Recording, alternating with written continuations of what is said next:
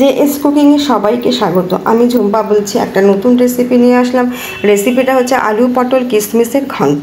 একটা অসাধারণ স্বাদের একটা নতুনত্ব রান্না, এবং স্বাদটা কিন্তু সত্যিই খুব অসাধারণ। খুব ঘরোয়া কম মশলা দিয়ে এই রান্নাটা হবে, এবং এই রান্নাটা কিন্তু যথেষ্ট টেস্টফুল অথচ হেলদি। এটা খেলে কিন্তু কোনো রকমভাবে কোনো শারীরিক সমস্যা হবে না। তাই এই রান্নাটা করার জন্য আমি 500 পটল নিয়ে নিয়েছি। পটলটা খোসা ছাড়িয়ে ডুমো ডুমো করে কেটে নিয়েছি। আমি বসিয়ে দিলাম কড়াই সর্ষের তেলে রান্নাটা হবে, তাই কড়াইয়ে তেল দিয়ে তেলটা গরম হতে দিলাম।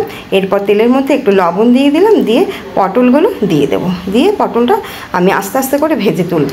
পটল ভাজাটা এখানে ভীষণ ইম্পর্টেন্ট।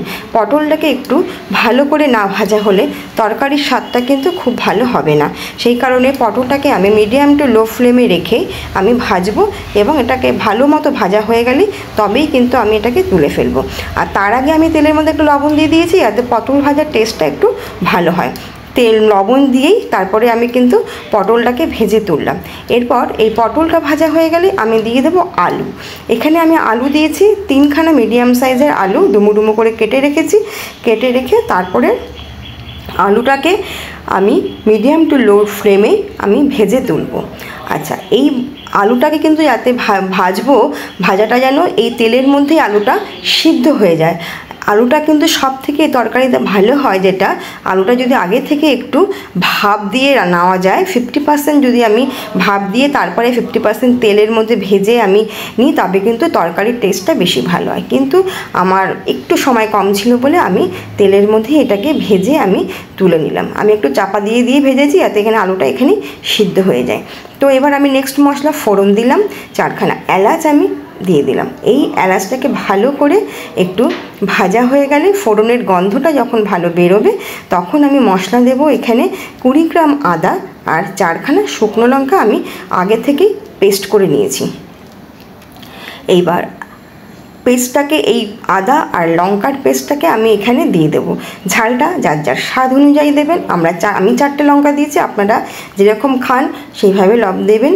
আচ্ছা, আদাটা আমি তেলের মধ্যে দিয়ে দিলাম। এটাকে একটু আমি ধরে ধরে কষাবো। যতক্ষণ পর্যন্ত আদার গন্ধটা থাকে ততক্ষণ পর্যন্ত আমি কষিয়ে যাব।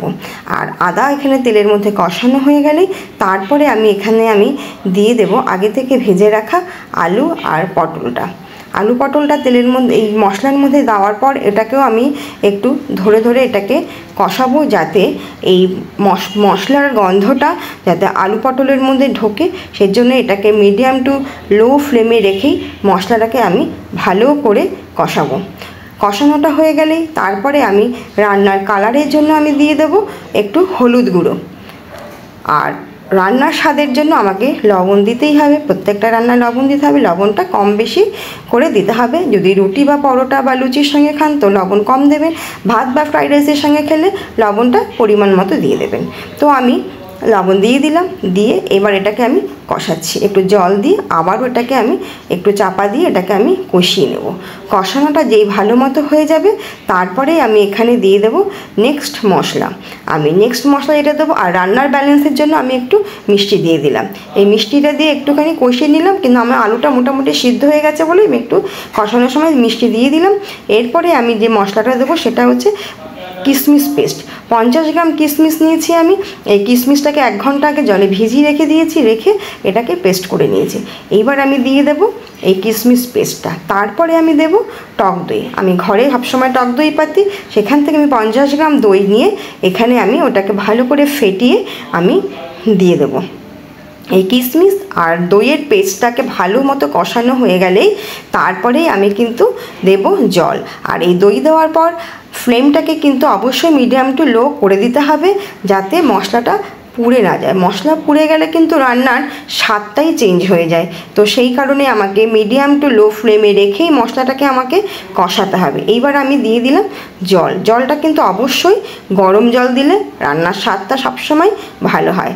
তো আমি দিয়ে দিলাম গরম জল। দিয়ে আমি এটাকে চাপা দিয়ে দেবো। চাপা দিলে আস্তে আস্তে এই রান্নাটা যখনই হয়ে যাবে, তারপরে এটাকে আমি নামানোর সময় একটু দিয়ে দেবো ঘি। ঘিটা একটু বেশ পরিমাণেই দিতে হবে। ঘিটা আমার কাছে কম ছিল, তাই ঘিটাকে আমি গলিয়ে নিয়েছিলাম। গলিয়ে তারপরে একটা বাটিতে নিয়ে সেটাকে আমি দিয়ে দিলাম। দিয়ে আমার কিন্তু রান্না অলমোস্ট কমপ্লিট। এবং এই রান্নাটা আমি এবার সার্ভ করলে আমার কিন্তু হয়ে যাবে। তো প্রত্যেকে এই রান্নাটা প্রথম থেকে শেষ পর্যন্ত দেখবেন এবং ভালো লাগলে রান্নাটা বাড়িতে করবেন। ভালো লাগলে অবশ্যই আপনারা আমাকে সাবস্ক্রাইব করবেন, পাশে থাকা বেল আইকনটি প্রেস করবেন, কমেন্ট করবেন, শেয়ার করবেন। নতুন বন্ধুরা পাশে থাকবেন, পুরনো বন্ধুরা তো আমার পাশেই আছে, তাদেরকে আমার অসংখ্য ধন্যবাদ।